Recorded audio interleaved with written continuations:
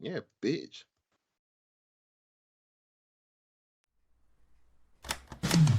Ladies and gentlemen, you are now listening to the Talking Nonsense About Impact Wrestling podcast. Cross the line in 3, 2, 1.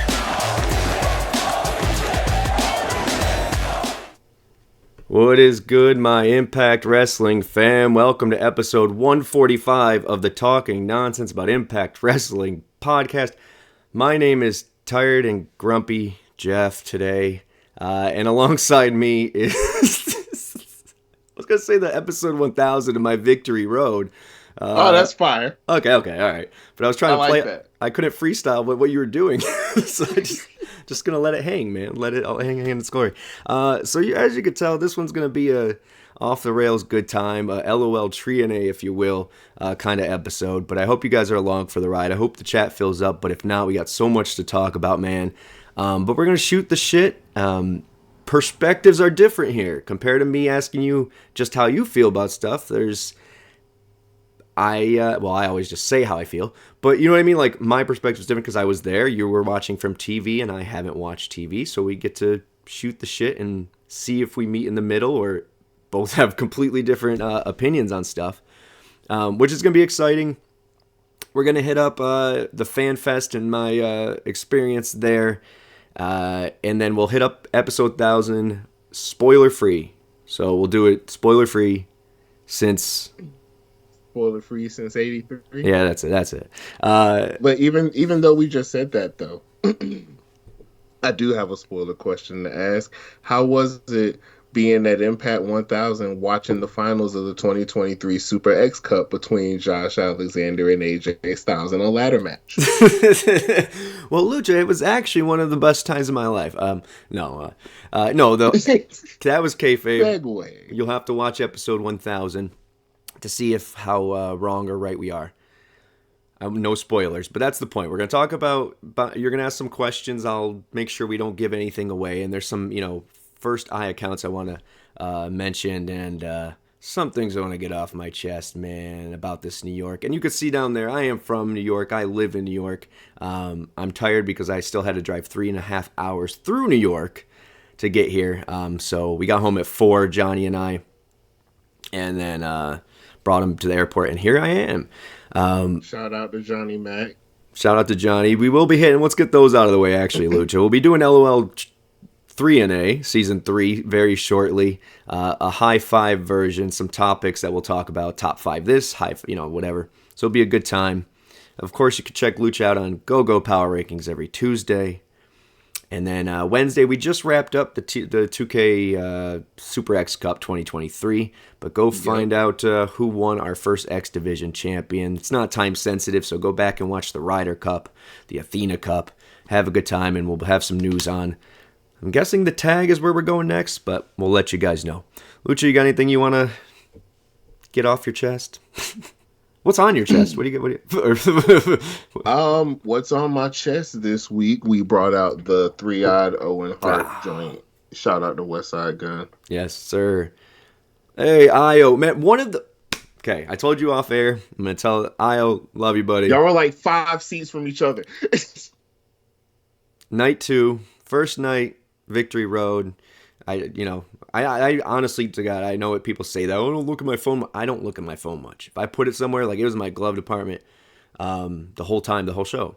But regardless, I found out on Twitter today that Io's damn 5, so I don't know, that might be an exaggeratory thing. But the view you had, Io, was very close to where Johnny and I were sitting behind hard cam, so really interesting, and I can't wait to see what you thought of episode 1000, buddy.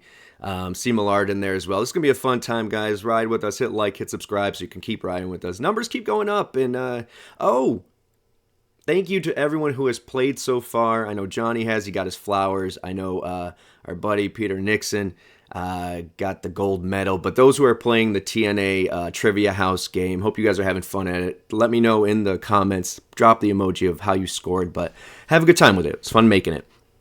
All right. We'll talk about, was there a lot of TNA later? We'll get to that, right? We'll talk about FanFest, as I said. But let's start, Lucha. I want to know, and I don't take it personally, trust me. How did the crowd come off on camera? Let's start with that. Overall, y'all were live. More so for Tommy Dreamer. Of course, the knockouts, the tag, and the main. Okay. Honestly, like I, I was fucking with the crowd. I was fucking with the crowd. I was fucking with the venue and the fact that there were so many people in there. Like visually, for me, I didn't have any complaints. And that's a surprise. Now, for the record, I don't know if we mentioned on here, or we were talking off air only about it, but we have not. I have not seen the show whatsoever. I only know what you'll tell me from your perspective, what they'll tell me in the chat. So I know the setup generally because we were looking for ourselves. And if you guys want to look out for Johnny and I'm the doofus with the DJ Too Large shirt, air guitaring to ABC's song and the pre-show. That's a good spot. And then you can see if you see us there. And we were there the next spot, the same spot the following show. So look out for us, point at us, laugh at us. Tell me if I do something stupid. But speaking of stupid, I wasn't vibing with the crowd, man. And I'm glad it came off differently because it felt like from where we were sitting, so directly at hard camera, right, the crowd might have been louder on the other side, so that's awesome that it covered. Because where we were, no one knew the product. We were getting chants for, well, what's his name, LA Knight. We were getting chants for, I don't even know their names, man. Johnny told me. Chad Gable. All these different things had nothing to do with it, man. And I was zen. I was chill. But it was damn annoying, man. It was really annoying. And that's actually kind of wild for me because I feel like that type of crowd, like that type of demographic, would chant TNA. We'll talk about that for the next night. And we did for the Hall of Fame's announcement. Yeah. So did I. I was at the house. Yeah, good, man. What a beautiful moment, man. I can't wait to talk about that as well. I cried. But I am glad that there's silver linings, that it did look good there. In-house, it was still fun. Had a great time. Had great seats. But the New York market, you could tell, and I felt like this in Albany too. You got your people who are fans, and then you got a lot of people who are there, but they're still wearing their AEW or GCW or MLW shirts to show that they're not really there. Do you know what I mean? And that's the vibe I got with a lot of them. And one of them, and if they're watching, for some reason come across this, they're looking at Victory Road review videos, and they see my face, and they're like, oh, yeah, that's the guy who was yelled at us. My bad. I had a little bit of a slip, but with no spoilers, I'm going to say this. If Eddie Murphy came out of retirement to perform and I go to it, if you're on your phone and you're looking at cats on Instagram, I'll look over that. I'll roll my eyes, but I'll look past that. But if you're turning your back to him in the stage and you're talking about college football loudly, where you're ruining it for everyone around you, I'm going to tell you to shut the fuck up. And I told them to shut the fuck up. And they did, so thank you for that, guys. But I slipped for a bit, and it was frustrating, man. Because we're watching goats, dude. And I'm not going to get into it. We're watching goats, right? Perform. This is episode 1000. And their backs are turned, and they're yelling things at the knockouts about Coach Nick Saban and Clemson and Colorado. And I lost my shit, man. But anyways, being a snowflake, you know? I'm telling you, man. But that was the thing I wanted to say for the show, because shame. But let's talk about some good stuff, I hope, because I think, even though I enjoyed the match, was there a snafu with Alan Angels and the mystery opponent thing? We saw Alan Angels come out. We saw Alan Angels cut his promo, and then Lil Guido came out. And it was like, oh shit, it's Guido. Get in the ring. I think the match was going for like maybe 45 seconds. Lost feed. And we saw live you and some other shit. I was thinking it was Impact Plus. Okay. So I was like, shoot, let me go over to YouTube. You know, the pre-show's free on YouTube. It was the same there. So I'm like, oh, fuck. So it was just a feed? Yeah, we just had the black screen with live view for like a couple minutes. Then it came back, and by the time it came back, within 30 seconds, the match was over. Oh, that sucks. Well, it was a good time, man. I'm sure they'll release the match in full because they're good at doing shit like that. Yeah. I'm just wondering if so, and this isn't making excuses. Obviously, we have talked a long time about production things, and they're re-upping them. So God bless it, right? But the severe thunderstorms that they had that day, I didn't even know if we'd make it to the show. Like we had to go 40 in a 65 for miles and miles. It was that bad. So I wonder if it was a weather thing or it was just a mess up on their end. I don't know. And with me and you talking beforehand, because when I was telling you, like, have fun, be safe and shit, you were like, yeah, well, you said that same thing about the storm coming Oh, through. yeah. And then when that happened, you popped in the back of my mind like the wise janitor in 80s movies. Because the storm might not make it. You're just mopping. And I was like, oh. So I just, chilled out, and then it was back on, and then the match was over. I always loved janitors, man. Every janitor at every school I went in high school was like the guy who always got everyone their weed, Dude, I had a janitor when I was in elementary school that when the kids were waiting for the bus, like after school, yeah, he'll come through and just randomly quiz them on shit. It's like, yo, so who's the president-elect? I'm in like fucking third grade. And this nigga's your janitor's Bob Backlund. I swear I was on a game show. Name the presidents. Like, he will ask us questions, and if we get like 5 right, he'll throw us $20. What? Yeah. Oh, damn. As long as he wasn't doing it in a van, you're good. Nah. It was always him. There was like 2 teachers, because the teachers were watching us wait for our rides and shit. Right. And then he'd come through, clean out, dump the trash cans, and start quizzing us and shit. Oh man, no! Shout out to Pookie, our janitor, who used to get us our sure he's watching. Well, that sucks. It does. I see IO in there saying it sucks for Angel. It does, man. Did you guys see what the finisher was that he used? We came back. It was like, oh shit, the match is back. Okay, what's been happening? Oh, the finish, and then that was kind of it. So Angel's we couldn't wings. really. We saw Angel's wings. All right, we saw Angel's wings. So he wins with the Angel Wings, and they get the, obviously Guido's going to get a pop, but also, I mean, it's the building ECW ran. Dude is, I don't even want to guess how old he is, but looks the same, moves the same. That shit's crazy. Good for him. But I don't think he did, well, I know he didn't do anything the second day, but it was cool to see him. And then we go to ABC versus Moose and Myers, the most professional wrestling gods. And they win with the roll-up on Myers. How did that play off on TV? Fun way to get this... Well, that wasn't the way... Well, technically, I guess, since you didn't see the other match, this was the first way to... Yeah, this was the first, what I'm saying, the warm-up for us. But I got a question. Wait, live, how would you grade Moose and Myers' theme song? Because through TV, I couldn't really get most of it, but it was kind of, I was nodding my head with it a little bit, but I couldn't I didn't know if I really vibed with it or not.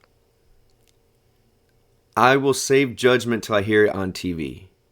Fair enough. Because it felt just plopped when we were there. So, but you got to understand, there's people. Moose, actually excited for Moose and Myers on top of booing, on top of, you know what I mean? So, and trying to listen for the first time. So I'll save judgment, but some of the music didn't play well in there anyway. So not bad by any means. But Mike-wise, maybe it was just Mike. I can't remember on the second night. But on TV, I'll tell you though, on TV, their entrance came across well. Cool. Moose and Myers. Oh, with the smoke, I feel like it was wicked. It would have looked wicked cool. Yeah, very dramatic and cool. Moose doing his shit, Myers doing his shit. They had the light just right. Everything worked. That's cool because we had granted our seats are hard cam, which is cool. There was a bleacher set to the left. No, wait, excuse me, to the right of hard cam where you would be looking. Mm-hmm. So to where you were shooting rather, or where the TV screen is. Whatever, you get what I'm saying. So to the right there's bleachers, which give you perfect eye line to the entryway. And we wanted to sit there, but we couldn't move over there. But I wanted to know how it looked, looking down the pipe of the barrel. You know what I mean? Like looking at, so that's cool to hear. But Myers and Moose picking up the loss, man. You know, they're 2 stars. It's not like they really lose. I mean, if they pick up a win tomorrow, it just puts them on pace. I don't feel like this hurts the mystique of them, right? Yeah, and especially if this tag team King of the Mountain happens, you know what I'm saying? Like, which I'm not saying, I'm just saying that's the best way. Yeah. I mean, they got a lot of really good tag teams, man, and a lot of tag teams that the people, you know, you could tell knew. I'm not going to say got behind, because maybe some of them did know more than I saw, because it came off different for you guys. But a lot of tag teams that are over, man. You know, obviously on this card, Joya's not there, but Joya definitely over. You know, and there's some really cool things. That's cool to see the tag division playing the way it is. But ABC getting a victory here. ABC obviously very over. Getting a chant too. Did it come off on ABC chants? Hard to recollect a chant, I guess. Yeah, I didn't really catch them too tough. Did you write that on your notes? There was 3 ABC chants. Millard saying Moose and Myers are great together. Just wish they would shorten their tag. Name, tag team name? Okay, yeah. I don't know. I like it because it kind of like it. First off, it reminds me of like world's greatest tag team. I was gonna say I get it. I agree. Like, you know, of course, it doesn't roll off the tongue. You know, as if you're trying to get it out quick. But because of who they are, it's kind of funny. Like, it's excessive. They are both big talent. You know what I mean? Like, they're big top talents. That is them. It just like, fits. Excessive is Moose and Myers. Right. I hope this leads to Moose bringing back the wild outfits. Oh, when he used to have all the colors and the samurai. Yeah. I love that Moose so much. Man, they could do nothing wrong. Who's that? MPWG. Oh, yeah. Okay, MPWG. It comes off the tongue and chants just as good as Impact Wrestling does. That doesn't come off the tongue. I'm just kidding. Oh, boo, Jeff, boo, you. Yay, Jeff, yay. More on that later. So the first match of the proper card, right, is X Division title match. Lio Rush, sporting his Sangriento throwbacks, against Kushida. I thought this was good, man, but it didn't. How did it come across? If there's a way you're gonna start Victory Road, that's with the X Division. Like I heard Mike Tenay just say that exact thing. Shout out to Lio Rush. I'm just gonna leave it at that. But yeah, the match was cool. Honestly, banger of music for Lio Rush, by the way. Is that him? I think it is. Yeah, I like that shit. That plays well. Like him as X Division champion. I'm trying to. It's hard because I feel like wrestling is like football. Like when you watch football at home, you get commentary, you get story being told to you that way. You get to see the match, but if you got someone in front of you, you don't see the whole match. You don't see the angles feature that cover the other things. So you never really know until you watch it. But as far as in person, I thought there wasn't a match on the card where I'm like, okay, like let's move it on. But is there? Okay, well, we'll refresh my memory. But yeah, I thought this was a great way to start. I love when X Division starts. Once again, music's banger. Love Kushida in the role he plays in the X Division now. And yeah, man, good shit.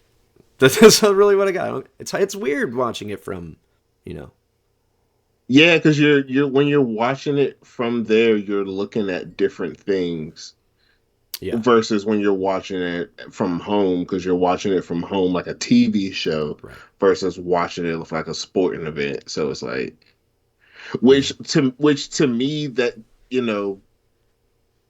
that's where the emotion changes for me, because like watching at the house, yeah, I'm just chill most of the time. But like the same stuff that I see at the house in person, for whatever reason, it's just gonna pop you. Yeah, at least it should. Or it's a weird dynamic, but I'll try to do my best to verbalize it. I don't know, but he wins with a final hour, which is beautiful in person as well. And Lio Rush is successful after that move. I think next up, PCO gets hit by the car, or they recap it. Oh my God. And then he gets Me up and from my the stretcher. me and my cousin, no, I think he got hit by the car in the pre-show. Okay, and then they recapped it. That yeah, and Okay. we saw they showed that. Because me and my cousin, we were just watching, and we're just talking, blah blah blah. I just so happened to look at the TV, and as soon as I look at the TV, I see fucking PCO get hit with a minivan. I was like, "Holy shit!" Yeah, that shit was weak. And for us in the crowd, it was. I don't know if everybody, but I was definitely trying to piece it together because earlier when we were there, before they even started, you could hear Bully and him fighting in the back. Oh, I'm gonna get you, Bully, and doing all that stuff. So they're obviously they're obviously filming something. But it seems, and I don't want to overstep, but was there another segment where they put gasoline and he calls him Carl and shit, or is that? Yeah, he jumped him from the back. He like went at him with a chair, took him out, and then he went to pour gasoline on him, was gonna set him on fire again. And he's like, I'm about to burn PCO, I'm about to burn Carl. I'm Okay. fuck you. And then PCO hit the gas mist, and he just like ran off. Okay. Screaming. But that they that's weak. Were they fucking Looney Tunes laugh? But scream. they were broken up though. Yeah, they're broken up. Okay. Well, we get one of them here or something. Because he got hit by the car, then he was on the stretcher, and then he like fucking Dr. Ross. And then yeah, I can do this. Yes, you can do it. Yeah. So from there we go to the King of the Mountain. Jeez, KO. You have King of the Mountain. My damn head. Knockouts tag team titles. You have MK Ultra defending against Shaw and Evans. Don't know once again how this played out. I'm here obviously interested to see for you. But first of all, MK Ultra retaining with the snowplow on Evans, which was cool to see. But this felt like the first match, no disrespect, and that's why I wanted to see how it came across for Leo and Kushida on TV, because I thought that was enjoyable. The crowd was it felt like that, but this is where the crowd came alive. It felt like, so I don't know how it came off on your end. Yeah, y'all were live, but I was feeling like it was more so live for Killer Kelly and Masha killing versus know what I'm saying. Other than the action? Yeah, per se. Cause, okay. So the characters the team of Savannah and Giselle, like, did you really think they were going to get the dub? Fair. But they play great heels, man. The crowd was really... They do. And that's my thing, like, I feel, as I'm not going to backtrack on the fact that I think the New York crowd isn't as familiar with the product.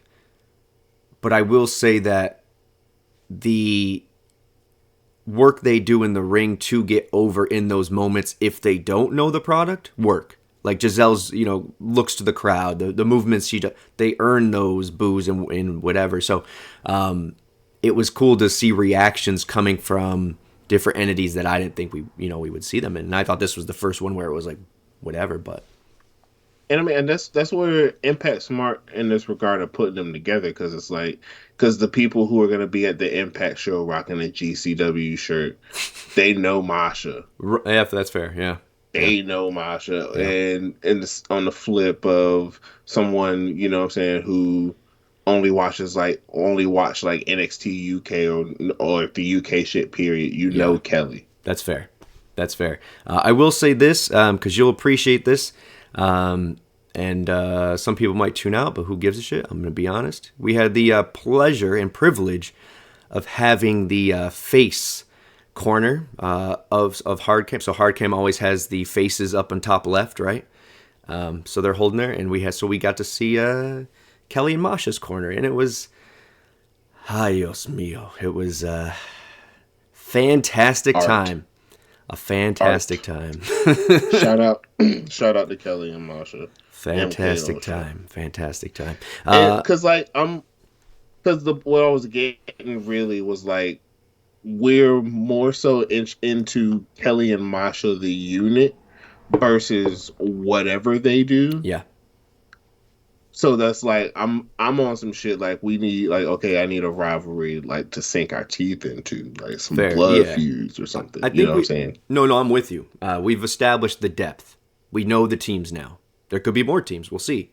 But at the same time, now let's put some meat on that bone, and I think they could do that because the character, and that's why like I know the Kylan's doing her thing, Taylor's a little injured, but the Covenant and them would be like two legit Impact original Knockouts tag teams that are so developed in all of the way to start something interesting. But there's a lot more that they could work with. But It just so, makes me sad that Fire and Flavor doesn't exist today because I mean there's history with Tasha and yeah, Kelly yeah, and just the the yeah dynamics there. yeah Maybe manifestation. We'll see.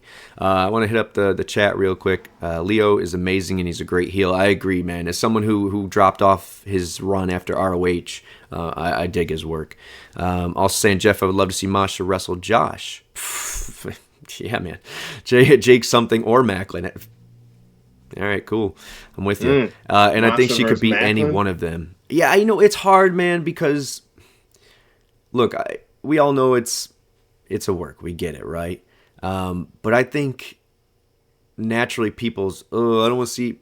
I think Impact has never done an intergender match that wasn't tasteful or believable. Does that make sense? Like, I don't want to say tasteful, like, it was proper. But I don't know how to word it. Like, it made sense. There was story. Jordan held the DMC, the first one, like, and it made sense and it looked fine. Her matches with Cardona were bangers. You know what I mean? Like, we rocked with your girl, man, for a while. Yeah. And as a world champ. So, despite what people may think about And that. her in that ladder match for the X Division belt at Bound for Glory too. There you go, man. So Impact knows what they're doing. So if that's the case, would I make her beat Jake or Josh or Macklin? Probably not. I could, but at the same time, I'm here The for fight whatever would they be do with it. good. Just let her fight. I'm good with it, man. And I don't want to break MK Ultra up anytime soon. But the same we said with Joe and Yuya, I'm waiting. As soon as they lose it and then one person turns, it's off to the races, man. That's gonna be dope shit. But we're gonna. I just hope we get a good rivalry rivalry with another team Yeah. before we get to that point. At least I'm with you. Next is that other side of the PCO bully thing. So I'm guessing that's the flame or the gasoline and the gas, yeah. Gas and Carl. But up after that is Crazy Steve with this new gimmick, and I haven't really got to talk about it because I know I have a couple weeks ago on Reaction, but he keeps adding to it. He's got the old AJ gimmick to take out the Pope. He's got the fork, and he's trying to take out eyes, man. Who knew a fork could stop Pope's beautiful run? Just like that, a fork. Telling you. PTSD, man. Anyways, so Steve's going to pick up the win here with the Belladonna's kiss over Taurus. Obviously this was more of a storytelling match than just straight up, we're going to have a match. How are you feeling about Steve's new turn, his new, I would say, the Joker-esque Dark Knight like videos they're cutting, which I think really captivate him very well. There you go. It's giving me like 0607 Raven vibes. That's why I'm fucking with it. So I'm here on it. But like with the match was good. But to me, this was such a TV match. Like I feel like if this would have happened, if this is gonna happen on a pay-per-view, this has gotta be. Was there? Yeah, there was a plunder match with PCO and Bully, but this should have been like some sort of some kind of stipulation or something. Okay. That's a fair point. Yeah, it's a fair point. As far as like, yeah, because my thing with Victory Road is it was 2 weeks away from Emergence. So you're going to try to do some of that, so the stuff that kind of ends some feuds quickly or situations so you can wrap up and move on. It doesn't make excuse for it. The quality. Yeah, I mean, I could be thinking little picture, and maybe, what I'm saying, this should have been, we might get more. At Bound, Yeah, that's fair. I really don't know, man. And and obviously that's not, keeping it spoiler free. There was no, we're not going to see too much story being told post this at the tapings. But I don't know. Maybe they do continue it. I don't. But I get what you're saying. Yeah, I get what you're saying. But I think this is one of those things where we just had. I don't know. What was next after this? King versus After Dreamer. This, Yeah, King versus Dreamer. So. Yeah, I was just trying to think of maybe pacing too. Like, okay, we had some things. Let's slow it down. Let's have a story match. Let's, But Were y'all rocking with this match? I honestly kind of tuned this match out. I'm not gonna lie to I you. feel like the crowd did to a point, and that's why I'm trying to figure out, looking at the card, like maybe how it was placed was to get where it put the crowd, because this is about an hour in of people sitting down, maybe. So Fair counting pre-show. Yeah. So maybe that's what, but I get what you're saying. At the same time, I thought there were some pops for some good moves there. Crazy Steve got some good stuff in there. The Crucifix Bomb got a pop. I know that. There were some things within, but I feel you.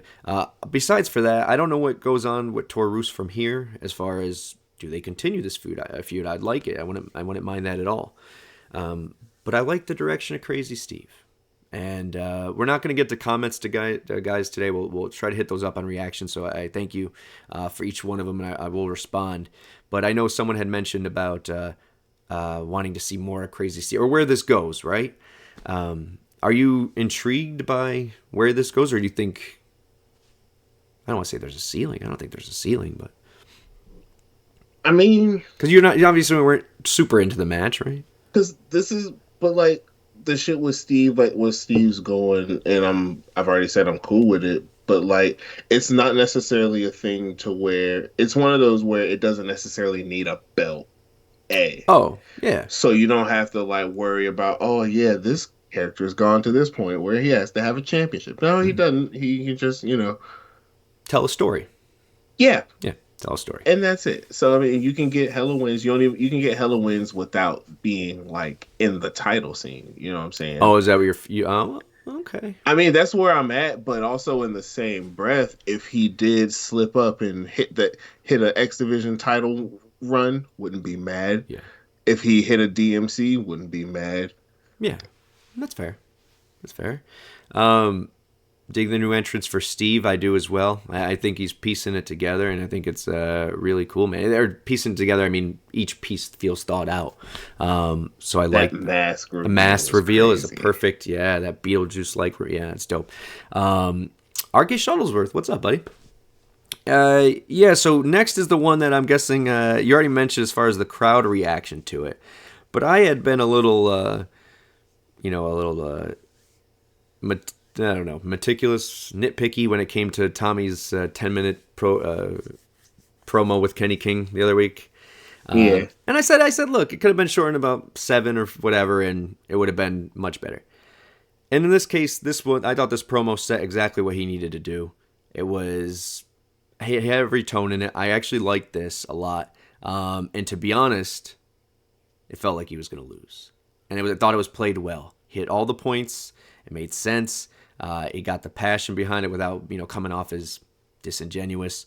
What were your thoughts on the whole, from the promo to the ending, Heath's interaction, or, helping there, Kenny losing, the whole shebang? I just want to know how it came across on TV, and how were you looking at it when he lost?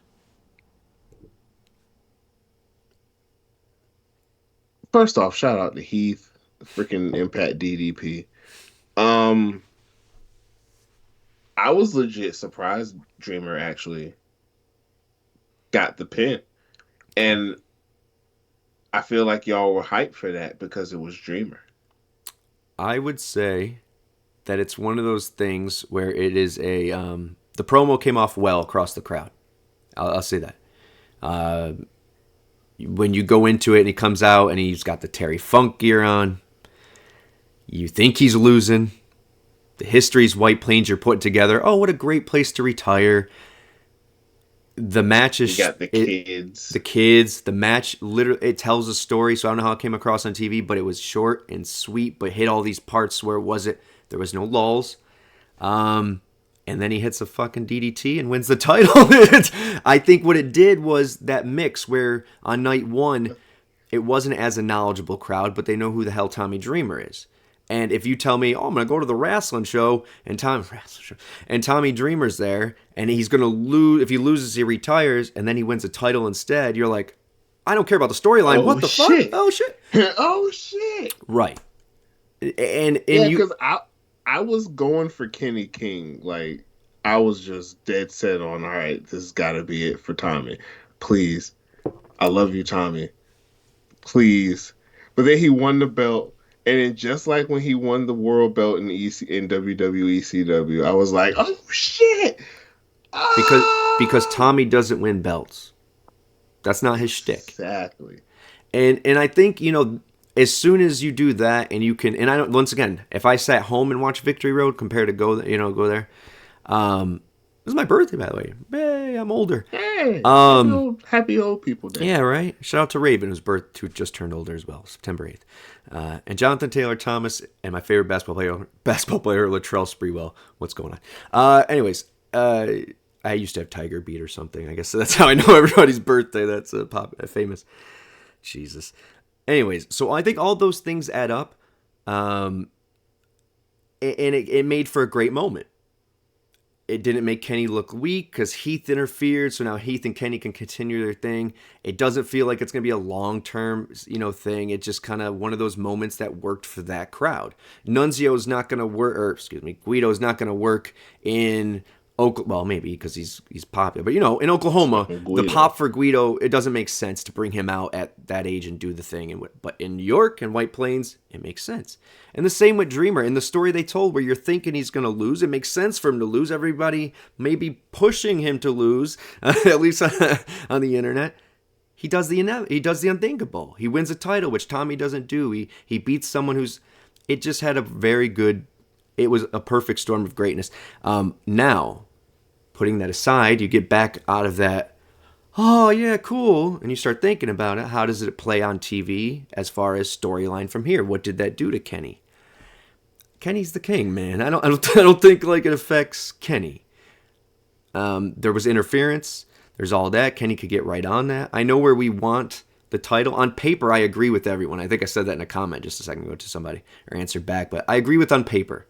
If you said, oh, tomorrow night Tommy wins this, the DMC, I'm like, well, son of a bitch, that's the lineage name's there, but we want this for people who could eventually be world or whatever, right?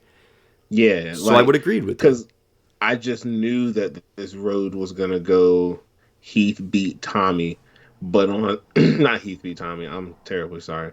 Kenny beat Tommy, but there'd be some shenanigans involved. I expected shenanigans, but the flip. So then maybe there's a claim for, well, Tommy can't necessarily retire like that. He's got to get some comeuppance on Kenny. But then we eventually get Heath and Kenny for the strap. Yeah, was where I was thinking. And who knows what yeah. I don't know, man. I think it was a perfect storm where it worked. Now, where they go from here, then we could talk about it, because then we're talking about taking away from Kenny. If Kenny's just in BTI next week, which he's not that that's a after the first of all, the two matches they taped for BTI at episode 1000 aren't that's a pre-show, or not even a pre-show, because our countdowns are great, but that's not a digital media match with some local they were good shit. Some good matches, so look out for those. But it's not just the BTIs or the digital exclusives too. I don't know, man. I don't even know where I was half the time. The parking lot was too close to the arena. And that's why I'm saying, look at all those matches that they tape, before joints. Yeah. This could all easily be a compilation on Explosion. Compilation on Explosion? Hell yeah. If I can take two of these matches, put them on Explosion. Yeah, bring back Explosion just to put... What is going on? With Spin Cycle. We'll host that shit for free. Come on, bring back... Spin Cycle. I love that shit. Sanjay was a gem on there all the time, man. Okay. back on the train. Okay, so yes, once again, on paper, I get you guys. I'm rock with you. I agree with you. Do we want Tommy winning? No, but I don't think Tommy wants to win titles. I think there's a story, and I think at the end of the day, as long as Kenny's not gone tomorrow or he's not, jobbing to, I don't know, Curryman, we're good, right? So No, how is jobbing the Curry man in this current climate a bad that's the first thing that came to head, man. That's my head. That's the first Now, thing. if we job him to Jarrell Clark, now you're cooking. Okay, Mr. 450. He's jobbing Mr. 630. Sure. Sure. David Young. David Young. Oh, diamond in the rough. All right, so yeah, I get you guys. I understand your point, and I understand. Trust me, as someone who's advocated for the DMC to be our first legit run at an IC title or insert whatever here AEW has, I'm cool with it, man. Or United States title for WCW. I'm that's what I want it to be. I agree with you guys, but hey, in order for that to happen, you have to have reigns like Ric Flair winning the Intercontinental title in like, what was it, 02, 03? Okay, well, not like that. Like, I'm just saying our lineage is good. Our lineage is good. And, hey, look, even our world title had a Mick Foley run. And that wasn't horrible. It was cool for nostalgia. And this told a storyline. It was fine. Exactly. And in this case, the same thing. So I'm calling this the Mick Foley win of the world title, the same thing with Tommy Dreamer. So we can all digest it a little bit. Let's see how it plays out on TV, folks. But next up is the returning Jordynne Grace against Deonna Purrazzo. This is number 4, yeah? And what, of them? Yeah, right? No, it was 5 because I remember they had to pick, well, unless they're foreshadowing or something, because the picture in the promo had like 0 and 4 in a picture of a Deonna. So maybe this was the 5th? Oh, no, because Deonna always wins. Yeah. So yeah, no, okay, so this is their... Damn, so Deonna's 4-0 against Jordynne. But now she's 4-1. So Jordynne wins with the Juggernaut Driver, right? I like this match, man. I don't know how it compared on TV to all their others, but they always put on a good show, and Deonna was way over there.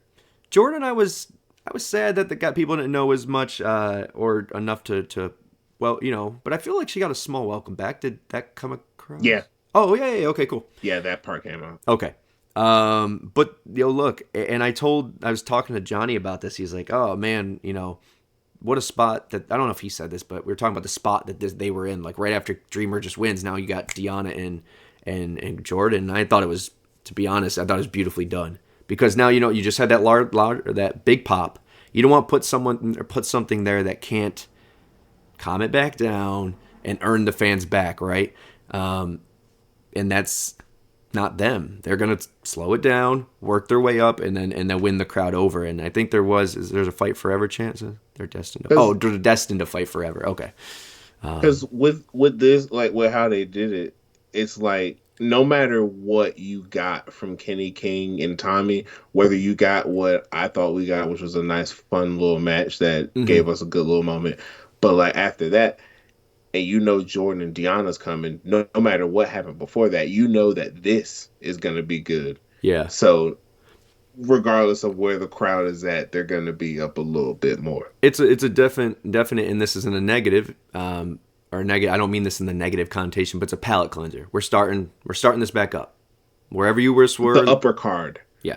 That's a good way to put it. And I thought they delivered, man. I enjoyed this.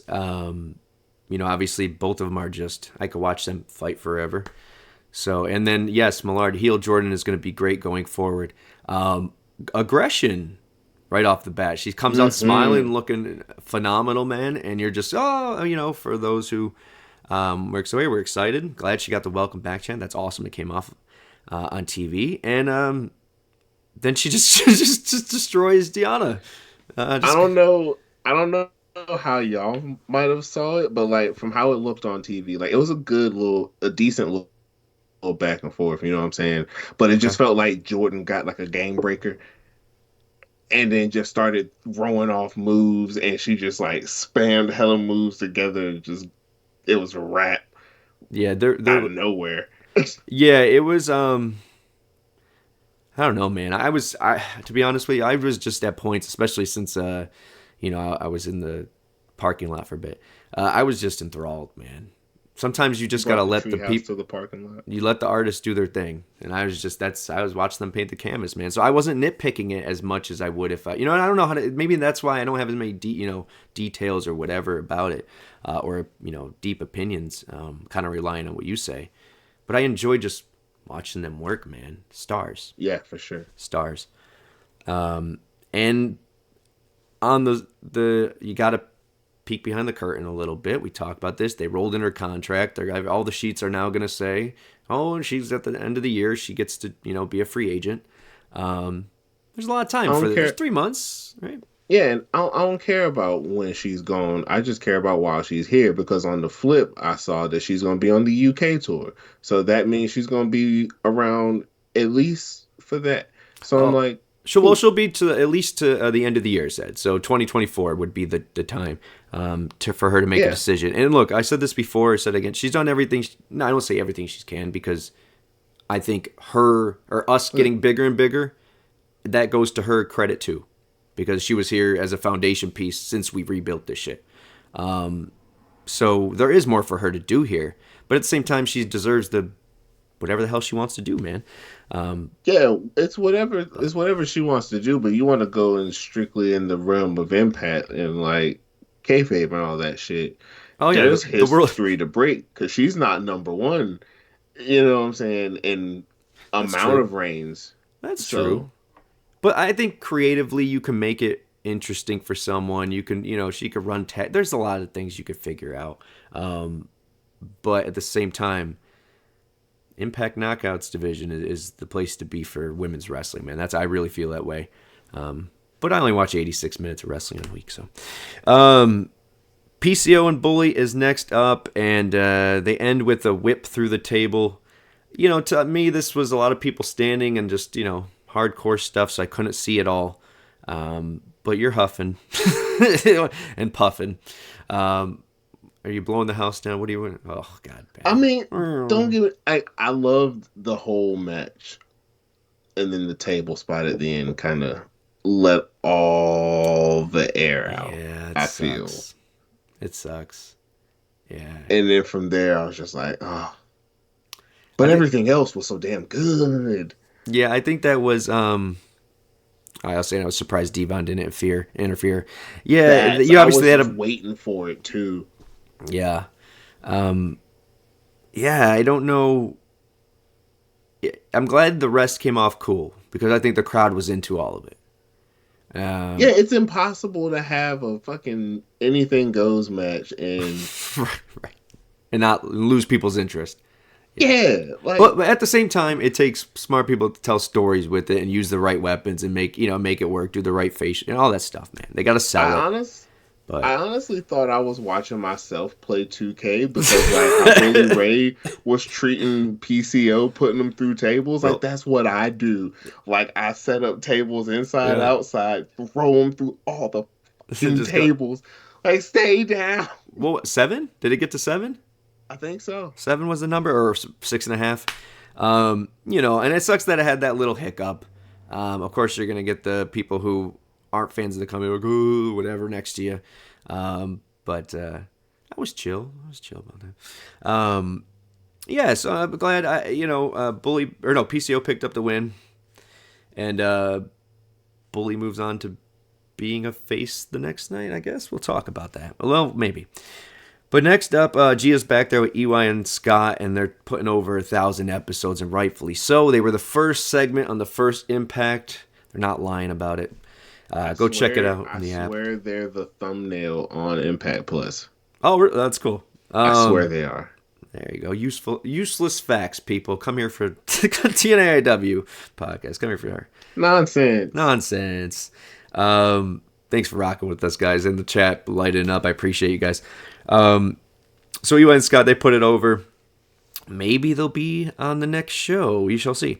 Next up are the tag team titles. The Rascals are going to pick up the win over Motor City Machine Guns. Motor City Machine Guns doing a consistent What is it? Dragon legs, screw. I'm bad with these things. Man. Yeah, man. And as someone with shitty knees, I'm just like cringe like a little baby over there as I In watch the it happen. words of my cousin, who thinks of this?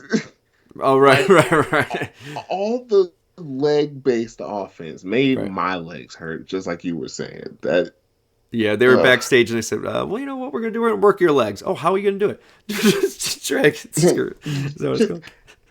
And this match also, like, because I would love if I was a wrestler, like I see this scenario happening. Hey Mhm. man, I'm really like hurting and such. Can Yeah, you stretch me a little more tonight? Yeah, brother, I got you. I got And you. then Taka! you sitting here thinking I'm getting hurt. Like, bro, I'm getting reset. Like, Oh, man. this is therapeutic. But dude, everything we say about both teams, yeah, yeah, the leg thing was a lot. But telling a story, and I'm not gonna spoil anything for the next night, but seeing Saban work, man.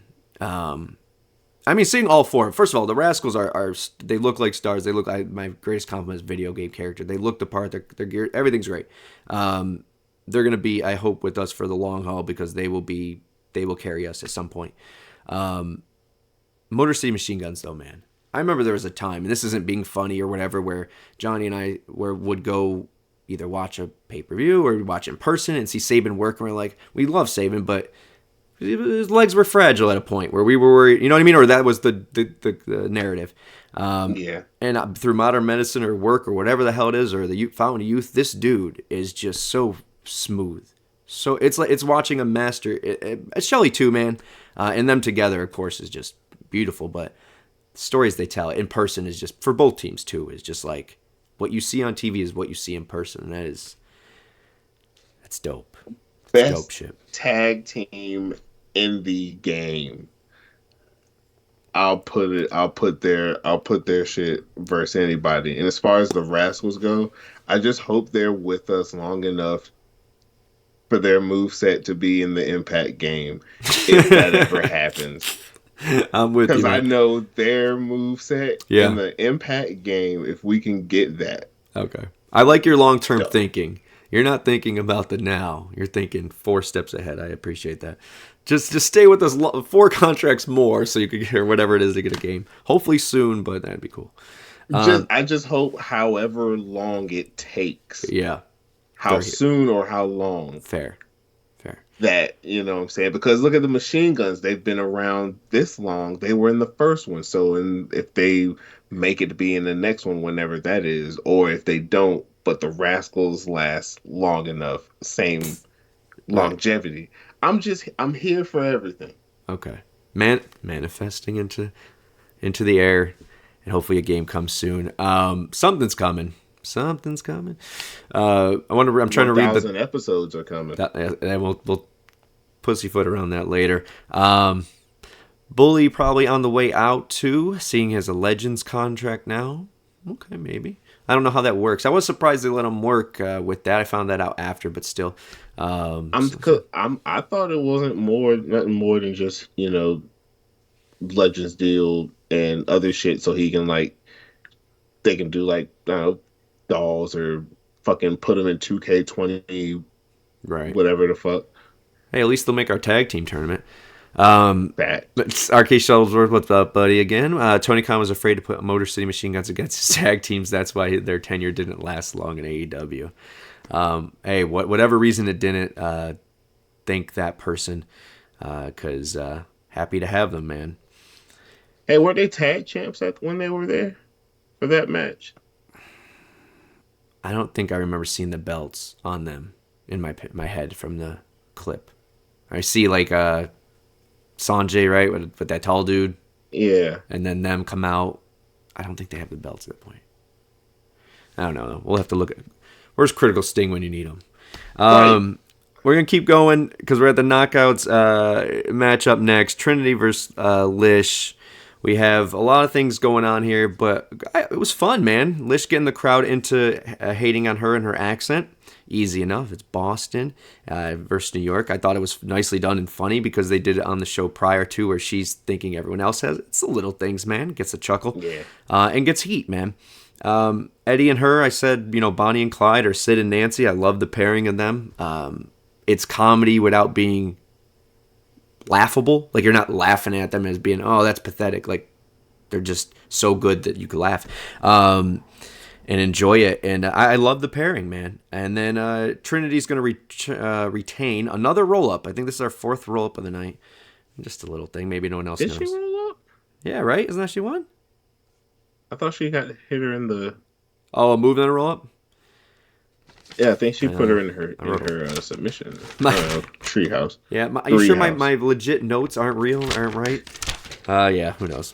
My bad. But either way, your paper versus my paper, sir. Right. Either way,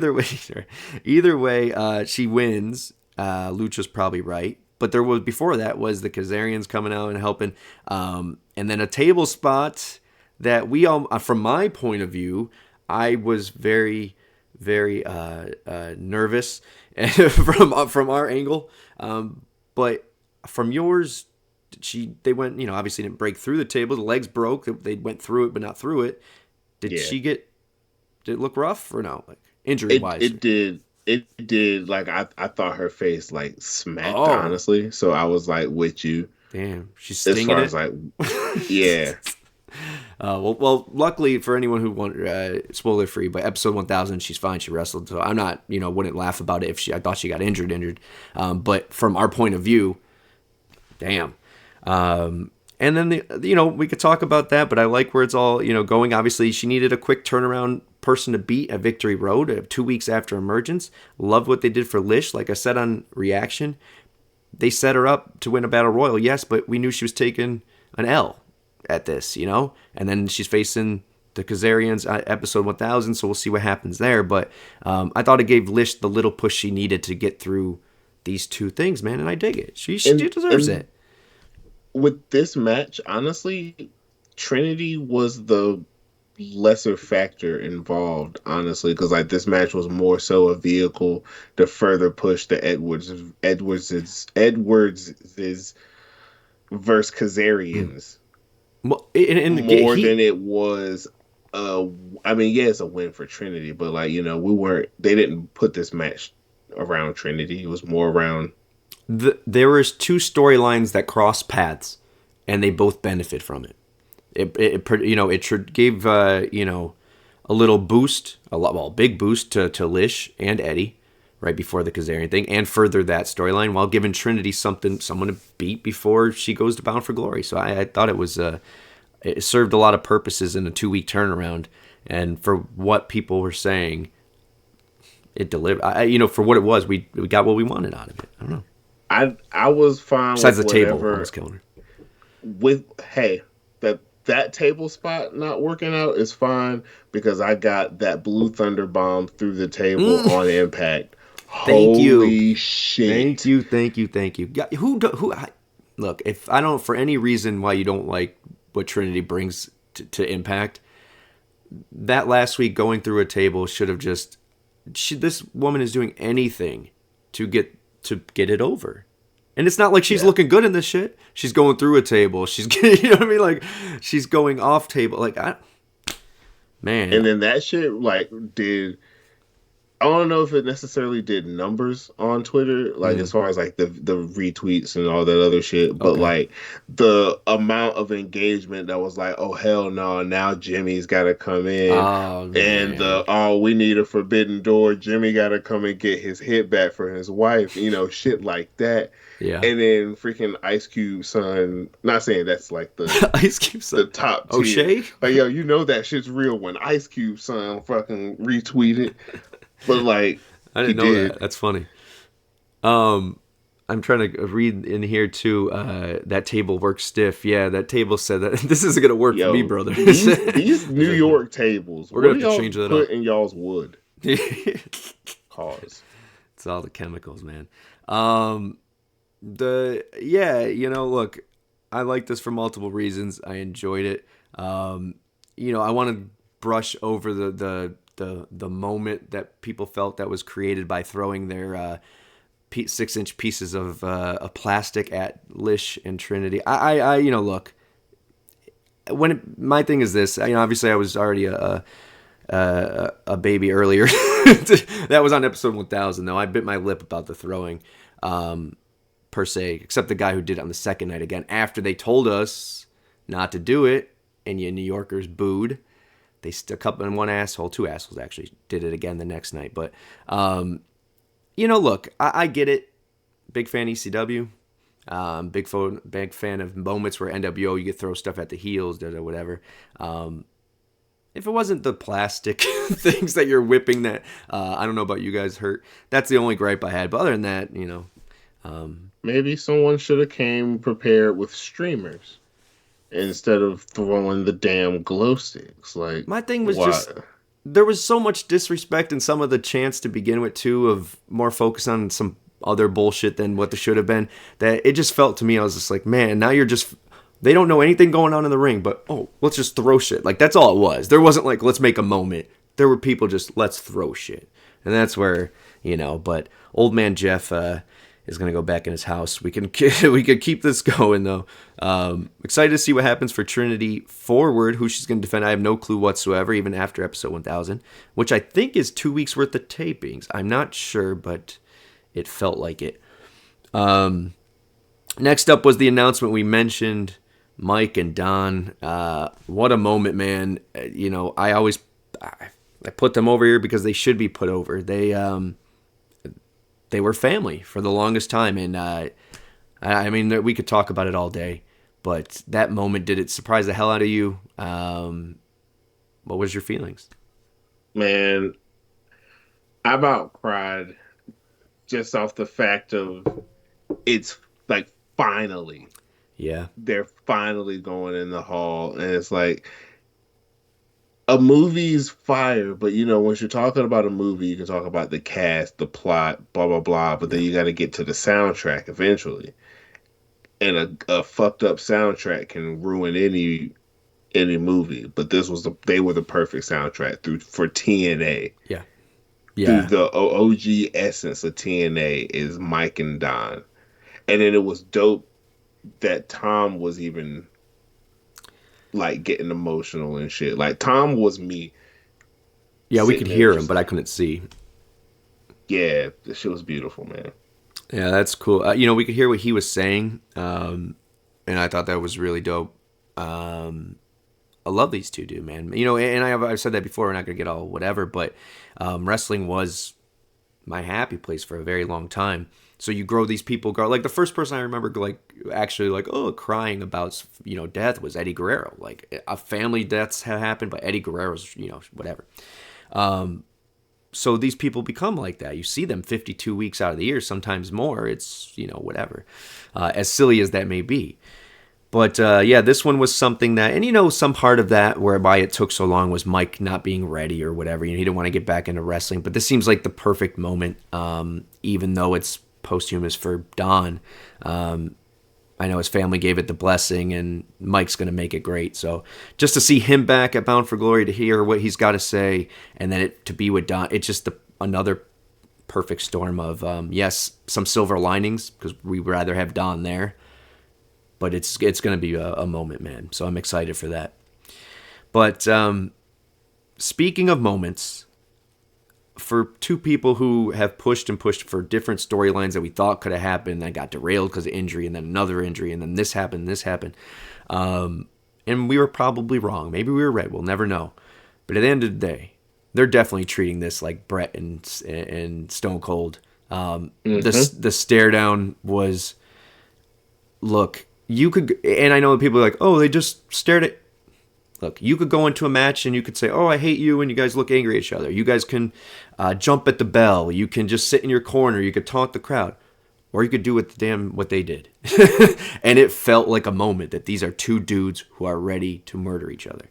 And then not only are they're ready to murder each other because there's beef, but it's also like both of them understand that this should have, they both knew this should have been the main event of Rebellion. So we owe y'all that. B, Josh is already on some, man, I didn't even lose my belt Right. in the ring. I lost it due to Yeah. injury. And then Macklin's like, shit, I won the main event at Rebellion, but Yeah. I also lost the belt. Kayfabe. There's Yeah, a shit total ton cake. going on. Yeah. Now in the real world, like the real side of that, you got two competitors. Probably, you have to have some kind of drive. You have two athletes. You have two storytellers who have been either on the shelf or wanting or planning this match for, when was Rebellion? April? Since April. So what is that, 5 months? Yeah. You have dudes for 5 months thinking about this match that they've wanted to put on and wanted to go out there and tear up the house, and all this other bullshit happens, and they finally get the opportunity, and they have the patience and the whereabouts to just stand there. And obviously it's not real, we get it, but just stand there and let the moment sit for a second. This felt like a damn big deal. It needed to start like that, and I thought it was beautifully booked, man. And this was, for me, the match of the night. And really, they worked for everything they got in that match. They won over every person in that crowd in the match, and what a great way to send us home, man. I thought it was dope. Dope. Yeah. Art. The main events, not just the last match, but just like the marquee matches. I think that's probably a better way to put it. Yeah. All of those had that same, oh, I know it's gonna deliver, and it even over delivered that set expectation of gonna deliver. Yeah, it was. Yeah, I was saying the wait was worth it. Millard saying, did you guys think the double turn with these two before or after Josh gets his world title back? I just going to say with no explanation, I think after Josh gets his title back. Because I think it works if Josh has a seed of doubt that he can't, like Macklin might have his number. I think that's how it could work. If he thinks for some reason when he has his world title that he might lose it to Macklin, I could see that double turn. I'm not saying the sharpshooter with the blood, but I'm saying that he's the ringmaster before Stone Cold, and that would be the way to do it. I'm looking forward to that, man, because these dudes wishing into existence will be doing this for forever. But yeah, what a dope ending to the pay-per-view. But Impact Plus special overall, everything included, whatever. What's your grade? From the TV perspective, I'll give it a strong B. I mean, granted, it was the pre-show, but it was actually a pre-show that I was finally able to watch because I've missed after every show. It's like, hey, did you watch the pre-show? No. Oh, yeah, I know you never actually. Oh, and you actually watched this. Yeah, I was actually here for this one. You read your notes. Live view. Is this normal? Live view. It's like, bitch. That's funny. Oh, shout out. Oh, I didn't show you. Oh, new Deanna shirt. Fire. I'm going to say this. First of all, I'm going to give it an 8 out of 10. I thought it was a very good show. At least in person, it came off. And once again, I can block out the stupidity around me.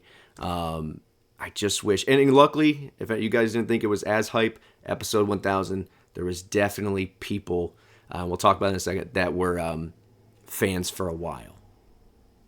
And I dug that a lot, man. And until we'll talk about it, but yeah.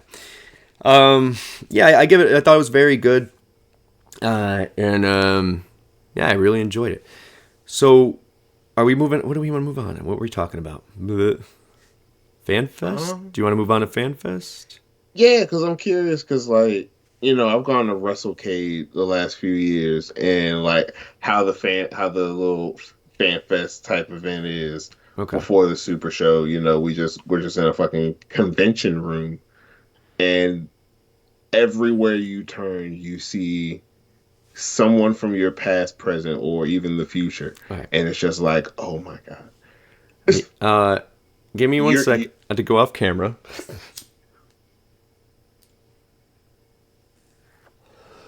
Sorry, I dropped something. Okay. It is like your brain and your wallet is getting pulled in so many different directions because like you want to be like, oh my god, that's, and then you turn around and you see, oh shit, I really want to buy it. So, oh, real quick, Malartson, I think Victory Road was the best mini pay-per-view that they've had in a while. Yeah, I thought, from in their perspective, I thought it was really good. I know I dropped something and stopped a sentence and moved on, but what's new? If you want to hear what I had to say, let me know. But yes, so FanFest. I had to had to get ready because I'm gonna tell you a story that's you might find humorous, maybe not at all. But I will start with the actual thing. So going into it, they say it's free, right? Yeah. It's free for everybody. The place went on for hours, which is dope. We only went for about like 45 minutes. Essentially, you go up, you're in the main where you go, and then you go upstairs. And bro, I'm not being exaggeratory or trying to be funny, but when you hit that second level, the thickness in the air, it was like hitting a brick. It was thick in there. A lot of people, not a lot of ventilation. So my spectrum mass is already tweaking out. And then we spent a lot of time in the parking lot before we walked in. So I was trying to get my stuff right. Johnny had pictures that he had taken because he got to shoot Raw or SmackDown or Impact or ROH. So he had some old stuff of like, well, unfortunately, Saban losing the title, but Bully winning the title, or Devon's retirement, or ROH Eddie versus Davey, I believe. So he wanted to go give them away, and then he also, I think, paid to meet Saban or whatever. But you have to choose who you get to meet. But once you walk in there, you're free to walk around. But these wrestlers are everywhere. It's just everywhere, right? There are all these tables. It's one big convention, and it's tight. So in my head, I'm like, I feel guilty making eye contact or going up to anybody because I didn't pay dick. like I'm all about you. I'll support you. I'll buy your shirts, all that stuff. But I'm not gonna pay $50 to meet you and then, whatever. It just not my bag. But I respect the game. Let everyone else enjoy it. But with that said, I'm not gonna walk around, make eye contact with you and get with the knowing I'm not buying. I don't know. I felt guilty. Does it make sense? You don't want to waste their time if you're not buying shit, basically. Correct. Because they're trying to make bread too. I respect their time, and I respect it enough to say like, hey, would love to meet you, but one, super high. Two, this energy is not for me. So I said I'm gonna go let Johnny do his thing for a second. I'm gonna go take a piss, or I thought I had to go pee. I go to the bathroom, and it's just far away, whatever. And I hope this person doesn't watch the show, but it doesn't matter because they're kind of mean. But I go to the stall and I'm just like, oh, damn, I don't got to piss. So I'm about to leave, but I hear someone come in and they're running the water and singing or something. So it's like, oh, fucking A. So I wait a second. I go back out when I think it's in the clear. It's not in the clear. I start to leave the exit of the door and he goes, you should wash your hands when you go to the bathroom. So I think I politely said, hey, what was that? Or what'd you say there? And he said, oh, I'm just saying you should wash your hands. I said, oh, for your sake, for your sanity, I'll wash them. But I didn't go to the bathroom. Whatever. So I'm washing my hands, and I washed them quick because I wanted to get the hell out of there. Long story short, he comments on how quickly I wash my hands, and I walk out, right? The whole way I was like, man, like, kind of feeling a certain way, right? I didn't even piss. Well, I'm feeling that way, but then I thought about it and I said, the guy who was just critiquing me had his shirt off and was washing his armpits in the sink. So who is this fucking guy to tell me anything? The audacity. Even if I shit, that's still gross. But even if I shit, why are you critiquing me? And you're washing yourself in the sink with no shirt on, talking to another grown man. I digress. But I thought you'd appreciate that awkwardness. But the audacity, that's Lucha. grade A awkward. The crazy awkward, man. But I felt a certain way for a second. And then I was like, reality check. Anyways. So FanFest, though, I get the gist of it, man. Like, to go free, you didn't feel awkward doing it. There's a lot of people going around just for free doing walking thing. Not my bag. But the amount of talent in that one room. I mean, you name them, they were there. Whoever was on the show was there. Yeah, man, awe-inspiring. It's pretty cool. Yeah. But I didn't stay that long. We hit the minute. We hit the minute and 15 seconds. How long we've been doing it, Lucha? We hit the hour and 15-minute mark. Or close to. And I don't want to get too far away without talking about episode 1000 in sub capacity. Third.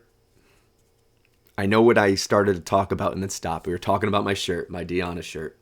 Got a Deanna shirt. And I'll save it for off air. But I'll also just say this. Nicest people that worked at the merch stand. The most polite, kind, helpful people. Smart, great service. But whoever used the duct tape on the screen print shirts. Shame.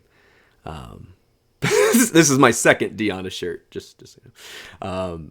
Anyways. Episode 1000, Lucha. Let's wrap it up with that. You're going to ask questions with no spoilers. I won't give you any spoilers. I'll tiptoe around it. Once again, Io, ships in the night, man.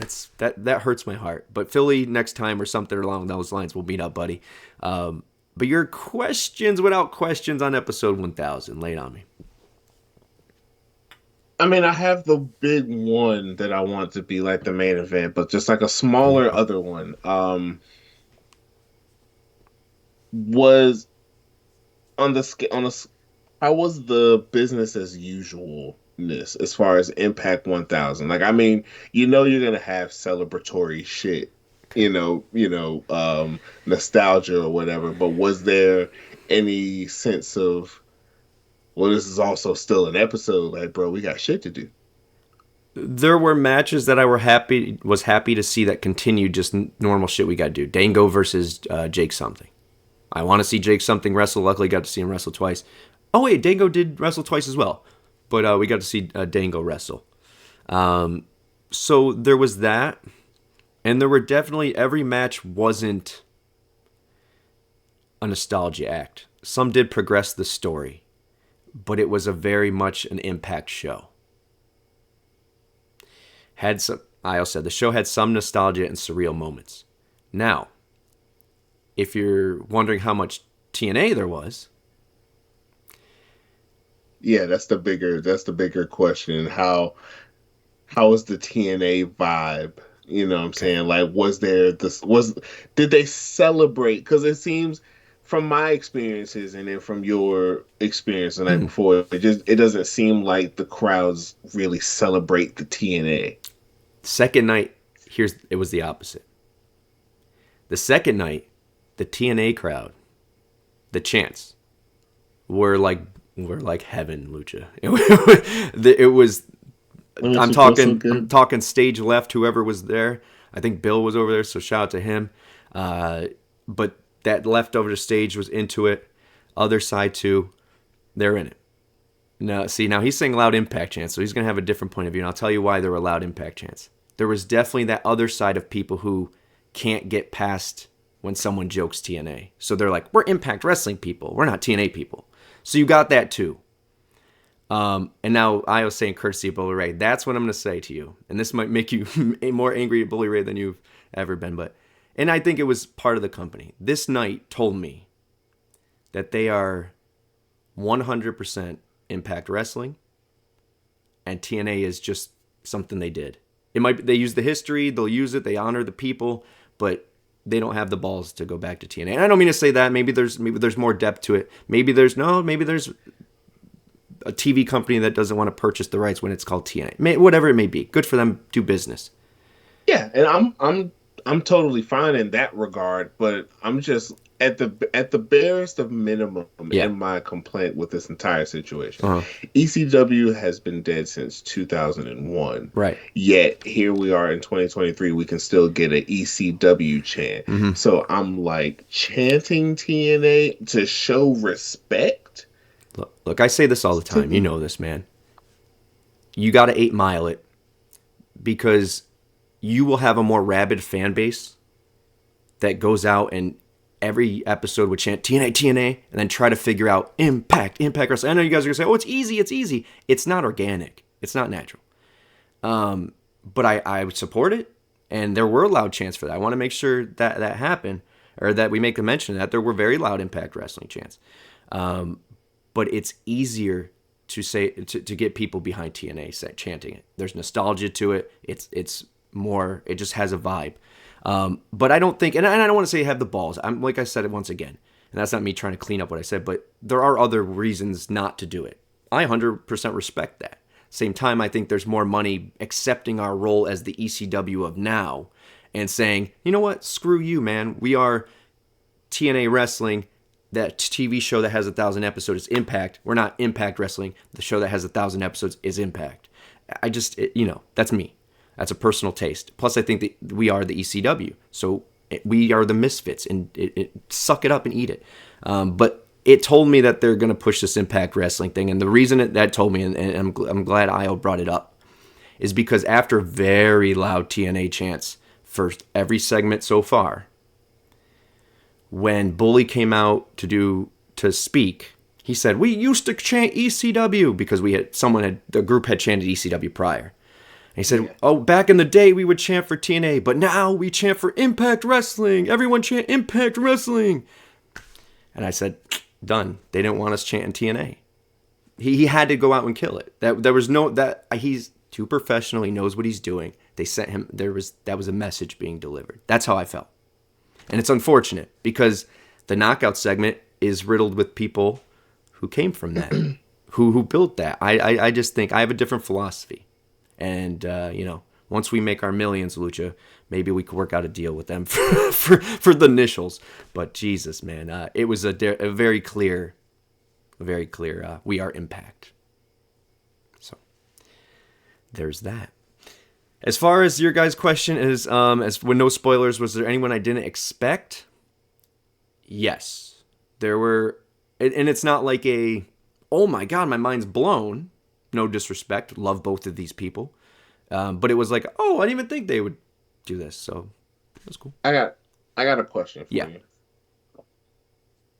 How did it feel being at the house watching episode 1 of NWA TNA? How did it feel to go from that to be at 1,000 episodes? To have been on the ride? Because I'll admit, there have been times I've hopped off TNA. Yeah. And I would hop on and off and on and off. But, like, how does it feel? We weren't going to make it a week, and here we are a year. We weren't going to make it a year. Here we are 5 years. And now we're at 1,000. This brain has watched every piece of content. There might have been a one night only, one of those random butt fuck things that they've done. But as I watched every piece, every Impact at very least, every episode of NWTNA and every pay-per-view. So much that Dixie gave me a sign that says, Geoff! She looks pretty on it, though. It's surreal, and I don't mean that like, oh man, it's so crazy. It's just, you don't think about it. You just go through life, and then, most of that was arguing with people telling me I'm stupid for watching it. And then to be here where the second night, the crowd was so into it. The arena looked beautiful. The talent that's homegrown now is, stars. We have stars. And we weren't known for maybe necessarily growing talent that could be world heavyweight champions on the regular or whatever. So there's a lot of pluses. At the same time, those knockouts and some of the people that return, all these things are very TNA to me. So it's kind of like, it's like seeing an ex-wife with a new dude you're happy for her, but it doesn't feel the same, It doesn't feel right, if that answers it. But I see them saying it's gonna, getting over the narrative of TNA and all that. There's got to come a time where we can't cater to the, 50 million on Twitter. We there's 350 million people in the world. Nielsen only docks and dings 44,000 households. There's a whole different group of people out there that you don't know, that are wrestling fans that used to watch, that are gone. How do you know that TNA isn't something that would interest them? And I think biting into that counterculture and saying we are the misfits makes sense for a group that can't get rid of any narrative. It doesn't matter what our name is. So why not just embrace it and sell some damn t-shirts? I don't know. Make some money. Because I remember the fucking All In, like the original All In, when they were going through the card on Being the Elite, the YouTube show. Yeah. And they announced that Kenny was fighting Pentagon. And I believe Pentagon was in Impact at the time. So then when they announced that match, Kenny was like, "You mean the hardcore guy from TNA?" Uh-huh. And they're full in Impact mode at that point. Like, I'm pretty sure he might have been the world champ or just lost the belt or something or the other, but like you felt it was there. like he was about it or he was being sarcastic. I mean, it's just Kenny and that Kenny ass and that Kenny and Buck's ass humor. Oh, okay. I didn't know if you were trying to say like the crowd reaction added to like the narrative of that's a you know what I mean, like he did as a No, joke. It was just Kenny in a like a little backstage type situation. It was just Kenny and the Bucks and shit. Yeah, and that's the thing is, look, you know, I don't watch it, but you see all these people from TNA days or the tunnels even being popular elsewhere. It was all the formula that was in TNA. So in AEW, if it works and people pop for Jeff Jarrett and Dutt and Jay Lethal and all of these Karen Angle and all these Karen Jarrett and all these different built-in TNA things, I just think the small majority of miserable people on Twitter should not stop greatness. But real quick to wrap it up, guys. RK Shells were saying, well, Channing Impact hopefully will happen more eventually, so I get trying to get over the TNA thing. Some people don't want to watch the current product because of nostalgia. Okay, that's, to each their own. I think those people, once again, are a small market or people who don't have the sack to say, oh, yeah, I like the thing that maybe had some shitty moments. Because I'm sure we could think of a lot for every company now. So maybe that changes.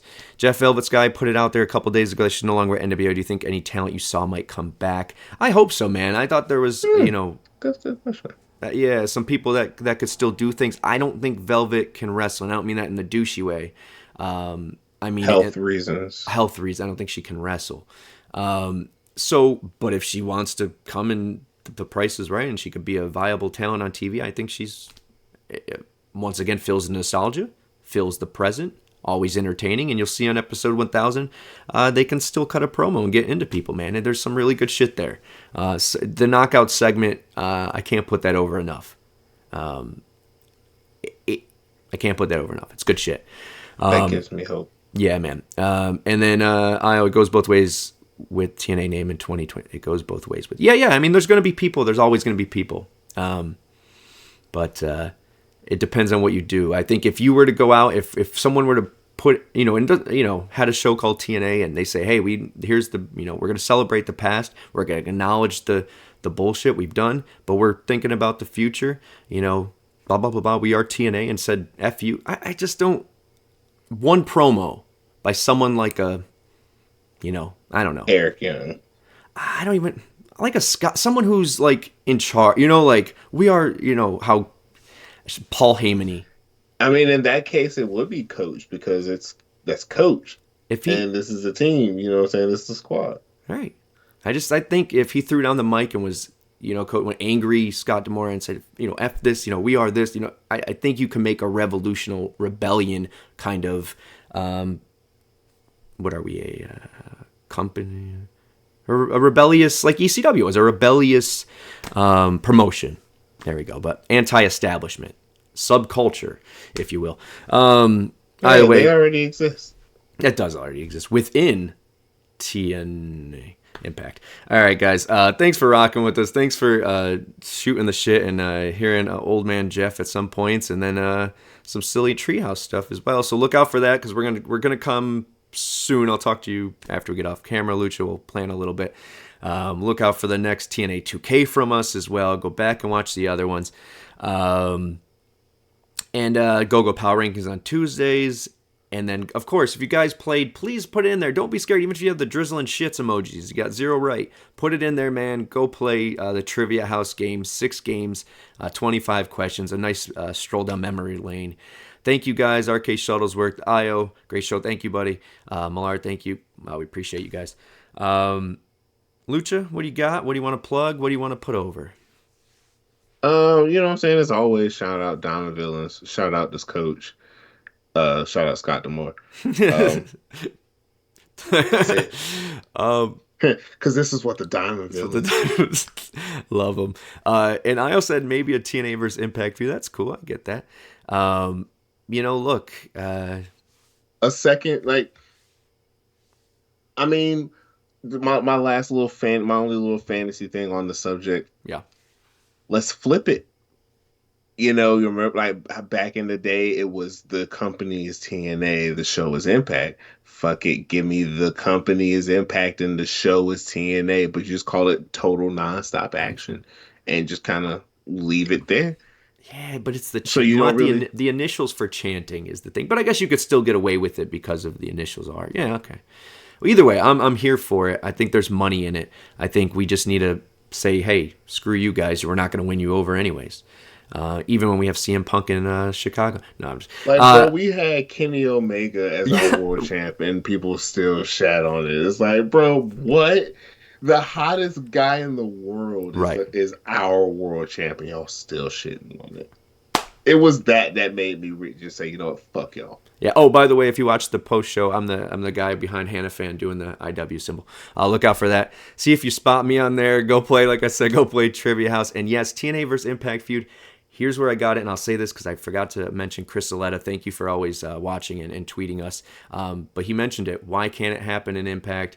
EC3, I said it, the way I want EC3 to come back, if he ever does, I know he's with NWA, but just to ignore all the other stuff and just come back with the trouble. Bring Dixie. If that's the way we set it up, that's the way we set it up. But please the nostalgic. What's Spud doing? Look, man, look how quick they were turning people away at the door for episode 1000. That's a fact. Okay? It's not made up. It's not something they wrote or they paid people to say, I'm there, I'm watching it. The guy behind me was like the last one and he begged to get in. So they're turning people away. Not saying that they weren't victor, I don't know, but it was not as full as capacity. It wasn't at capacity like episode 1000. And yes, there were great things, but they went with the intent of the nostalgia. Say with that. But either way, guys, thank you. I love you. I appreciate all of your opinions. We'll talk about a lot next show. If it's reaction or this, we'll see where we're at. We'll figure it out. I'll give you guys some heads up. And thank you guys. I appreciate you. Hit like and subscribe. Watch all the other shows. Support everybody here, and we'll support you in return. I don't know. Thank you guys for coming out. God bless and good night. Goodbye, everybody. Goodbye.